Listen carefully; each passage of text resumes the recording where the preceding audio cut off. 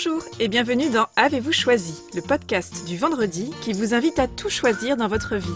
Je suis Oriane Savouré-Lucas, serial choisisseuse de ma vie. Dans la vie, j'ai les pieds sur terre, la tête dans les étoiles et je vous propose d'explorer avec curiosité le vaste et intrigant territoire du choix. Cette exploration, je vous y invite à travers des réflexions, des questionnements et des ressources qui m'aident à choisir ma vie, ou encore à travers une conversation que j'ai eue avec une personne que je trouve inspirante dans son rapport au choix.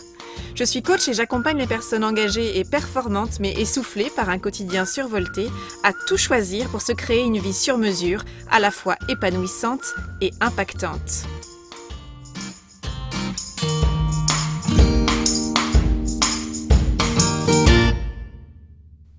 Avez-vous remarqué combien il est facile de prendre la vie et les précieux moments qui la composent pour acquis, voire même comme dû ? La science nous dit pourtant que les personnes les plus heureuses cultivent la capacité à voir la vie dans sa globalité comme un énorme cadeau. Robert Emmons, le chercheur de la science de la gratitude, dit « Je crois que la gratitude est la meilleure approche de la vie. Quand la vie se porte bien, la gratitude nous permet de célébrer et de magnifier le bon.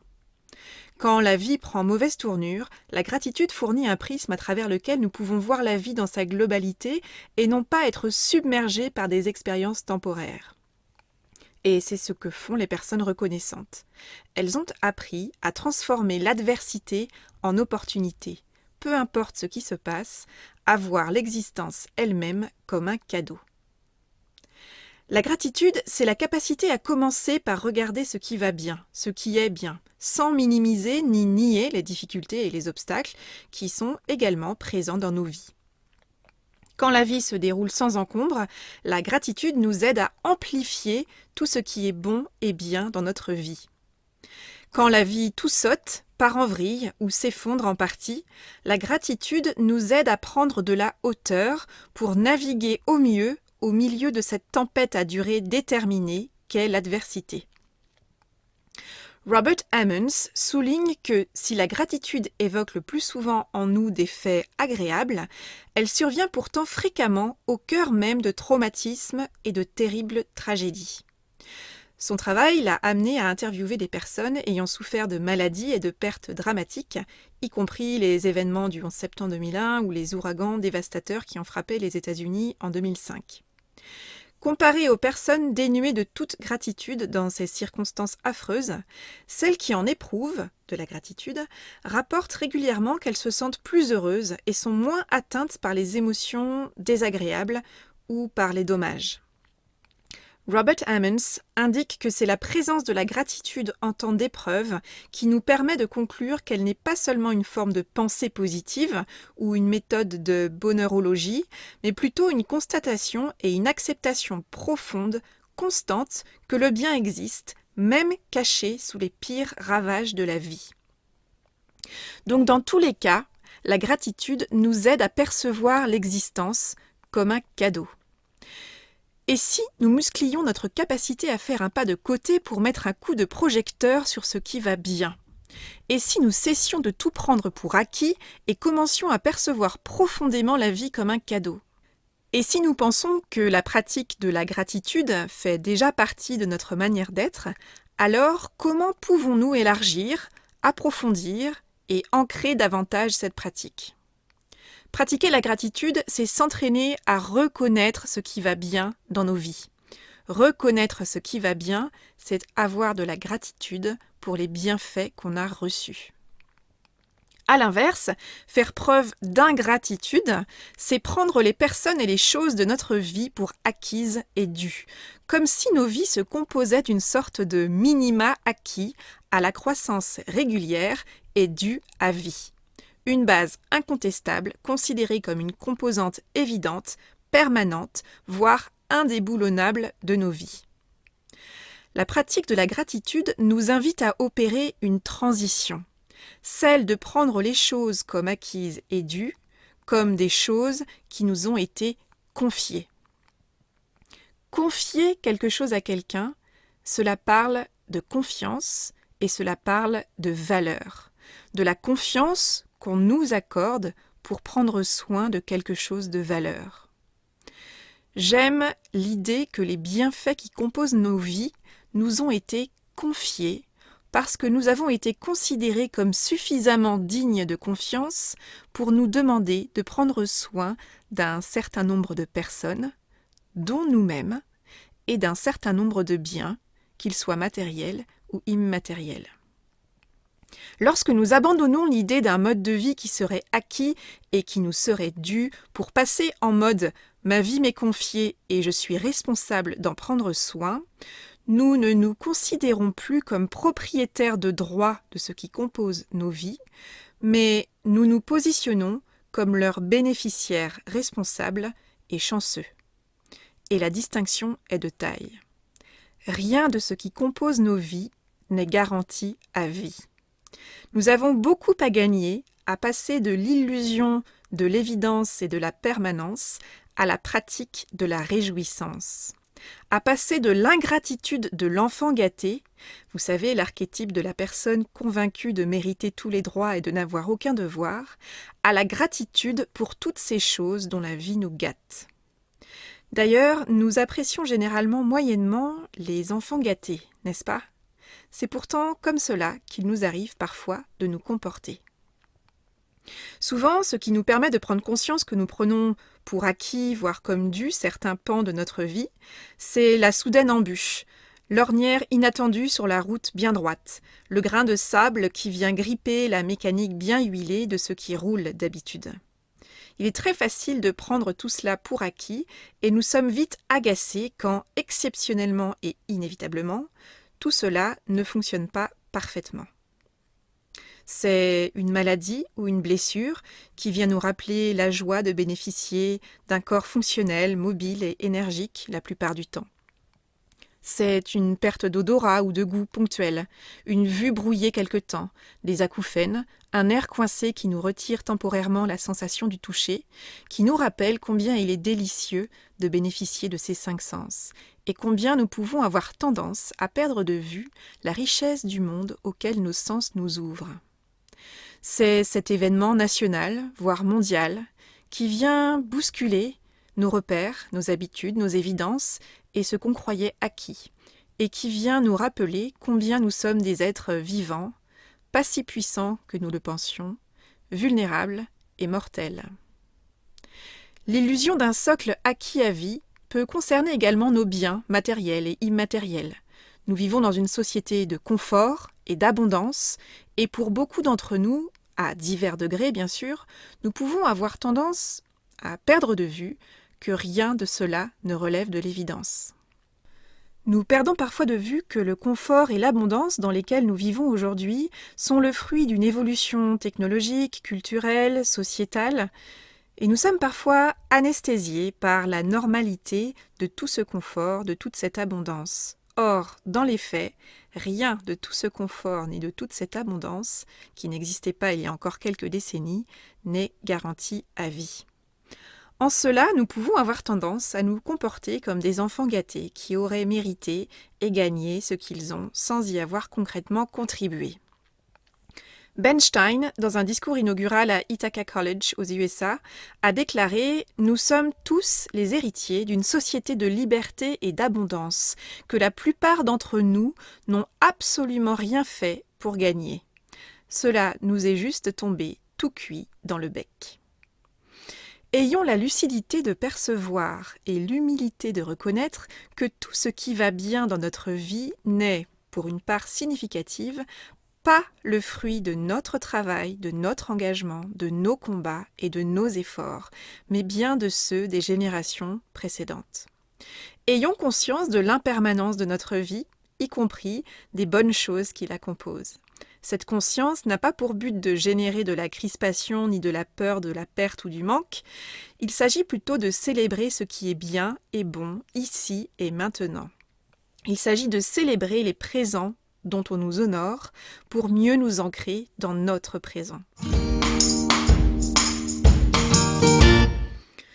La pratique de la gratitude et de la célébration, c'est-à-dire savoir dire merci et savoir dire bravo, est déjà activée à différents degrés par un nombre croissant de personnes. Il me semble pourtant important de souligner que nous ne sommes jamais arrivés et qu'il est probable qu'au moins un domaine de notre vie ne soit pas inclus dans notre pratique de la gratitude. Robert Emmons et son collègue Mike McCullough ont été les premiers chercheurs à démontrer les bénéfices époustouflants de tenir un journal de gratitude. Leur toute première étude a révélé que les personnes qui tiennent un journal de gratitude, dans lequel elles notent 5 choses pour lesquelles elles éprouvent de la gratitude une fois par semaine durant 10 semaines consécutives, sont 25% plus heureuses que celles qui ne le font pas. 25% plus heureuses. La différence est significative et les efforts à fournir pour gagner ces 25 points précieux sont tout à fait à la portée de chacun et chacune d'entre nous à mon sens. Alors, dès à présent, je vous invite à identifier 5 choses que vous avez tendance, selon vous, à prendre pour acquises et évidentes dans votre vie, dans vos faits et gestes, et je vous invite à voir comment vous pouvez les envisager désormais comme de précieuses ressources qui vous sont non pas dues, mais qui vous sont confiées. Cela peut être par exemple votre domicile, l'électricité, le fait de pouvoir sortir de chez vous si et quand vous le souhaitez, l'utilisation de la technologie, l'usage de la parole, etc., etc. La proposition avec la pratique de la gratitude, c'est bien de muscler notre capacité à ouvrir davantage les yeux, à mieux reconnaître ce qui va bien chez nous, ce qui va bien autour de nous, chez les personnes qui nous entourent. Par exemple, il est si facile de prendre pour acquis et évident que nous vivons dans un logement qui est raccordé à l'électricité et à l'eau courante. Alors, sans porter le poids de la comparaison ni attiser un sentiment de culpabilité, nous pouvons par moments nous rappeler que notre norme correspond à un luxe pour la plupart des êtres humains sur notre planète aujourd'hui. Un nombre encore hallucinant de personnes dans le monde n'a par exemple pas accès aisément à de l'eau potable et nos ancêtres parcouraient des distances stupéfiantes pour accéder à des sources d'eau potable. Et pour ma part, je garde en tête que dans la première maison que mes parents ont louée en tant que jeunes mariés, ils n'avaient pas l'eau courante. Et je ne vous parle pas là de mes grands-parents ou de mes arrière-grands-parents, je vous parle de mes parents dans les années 1970 en France. N'oublions pas le chemin qui a été parcouru jusqu'à nous, pour nous. Régulièrement, lorsque je tourne un robinet d'eau, je prends le temps de dire merci, même en silence. En faisant ça, je n'ai pas l'impression de vivre dans une comédie musicale survoltée aux chansons trop fortes et trop sucrées avec incrustation à outrance d'images de licornes et d'arc-en-ciel criards. Pour nous, c'est une évidence. Lorsque nous tournons un robinet d'eau, nous nous attendons à ce que de l'eau coule. Une eau potable dont nous pouvons faire varier la température en quelques secondes. Et quand notre chaudière tombe en panne ou quand le robinet se grippe, on réalise que dans 99% des cas, tout roule et qu'on a le luxe d'avoir de l'eau à la demande. J'aime régulièrement prendre une seconde ou deux pour me souvenir que ça, c'est un cadeau formidable, qui est le fruit d'années de recherche, de construction, de travaux, depuis les personnes qui ont créé un réseau d'approvisionnement, de traitement des eaux, jusqu'à une personne qui a installé chaudière, vasque, douche, baignoire ou encore robinetterie. Si vous prenez le temps de remonter la chaîne de toutes les personnes et de toutes les compétences qui ont travaillé, qui ont été mobilisées, il me semble que cela nous invite à sortir de l'évidence d'un quelconque dû ou d'une forme d'automatisme. Cela mérite bien, à mon sens, un merci, même en pensée. La gratitude, c'est mettre sous les projecteurs tous ces jours, toutes ces actions où tout se passe comme prévu. Et que ça, ce n'est pas simplement normal et digne d'un simple ou d'un haussement d'épaules blasé, mais que c'est bien une précieuse goutte d'eau dans l'océan de notre journée qui contient une bonne dose de merveilleux. Le principal obstacle à la gratitude, c'est le sentiment de plein droit. Cette croyance que le monde nous doit quelque chose. Et parce que nous avons le droit à toutes ces choses formidables de notre vie et que nous les méritons toutes, il n'y a aucune raison pour nous de nous sentir reconnaissants ou reconnaissantes pour cela. Nous y avons droit. Il n'y a même pas de débat, c'est une évidence, même si cette évidence est parfois, souvent, inconsciente. Le remède à la posture du « j'y ai droit » C'est l'humilité, d'après les recherches sur la gratitude. Robert Emmons dit « Plus je contemple les prérequis pour cultiver la gratitude, plus je suis convaincu de la nécessité de l'humilité. Avec gratitude et humilité, nous nous tournons vers des réalités extérieures à nous-mêmes. Nous devenons conscients de nos limites et de notre besoin de nous appuyer sur les autres. Avec gratitude et humilité, nous reconnaissons le mythe de l'autosuffisance. Nous regardons vers le haut et vers l'extérieur, vers les sources qui nous soutiennent. Prendre conscience des réalités plus grandes que nous protège de l'illusion de nous être fait nous-mêmes, d'être ici sur terre par droit, attendant tout et ne devant rien. La personne humble dit que la vie est un cadeau pour lequel il s'agit d'être reconnaissant et pas un droit à revendiquer. L'humilité augure une réaction de reconnaissance. Nous pouvons prendre les personnes formidables et tout le bien et le bon de notre vie pour acquis dans nos vies ou comme de précieux composants de nos vies qui nous sont confiés. Procéder à ce changement dans nos pensées, dans nos paroles, dans nos actions, c'est cela qui est au cœur de la gratitude. Tal Ben-Shahar, dans son livre « La poursuite du bonheur », souligne avec justesse que le mot « apprécier » a un double sens. Reconnaître la valeur et prendre de la valeur. Lorsqu'on pratique la gratitude, que l'on apprécie ce qui va bien dans nos vies, ce qui va bien grandit et s'étoffe. L'inverse est aussi vrai. Quand nous n'apprécions pas ce qui va bien dans nos vies, quand nous prenons cela pour acquis, ce bien se déprécie, perd de sa valeur. Alors, comment pouvons-nous apprécier mieux et davantage encore ce qui va bien chez nous et autour de nous en tant qu'individus, que parents, que conjoints, que frères ou sœurs, que filles ou fils, en tant qu'amis, en tant que clients, en tant que dirigeants, en tant que manager, en tant que membre d'équipe, en tant que patient, en tant que soignant, en tant que client, en tant que prestataire, en tant que citoyen ou citoyenne, ou encore en tant qu'anonyme. Je vous invite à faire une pause, là, maintenant, et à regarder autour de vous, et à regarder en vous. Qu'est-ce que vous pouvez apprécier ? Quels sont les 3 cadeaux qui font partie de votre vie et pour lesquels vous éprouvez de la gratitude ? Je vous invite à écrire une phrase pour chacun d'eux. Décrivez avec détail et précision pour chacun de ces éléments ce qui fait que ce sont des cadeaux dans votre vie. Reconnaissez ces cadeaux, savourez-les, partagez-les et osez ainsi faire un peu plus de place pour la joie dans votre vie dès maintenant. Nous pouvons exercer notre capacité à reconnaître et à apprécier la beauté, le bien et l'excellence dans nos vies et celles des personnes qui nous entourent.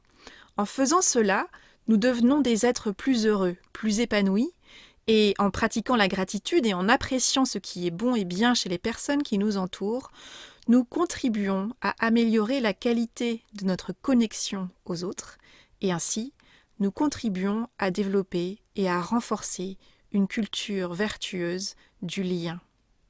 Joli programme, non ? Alors, vous commencez par quoi ?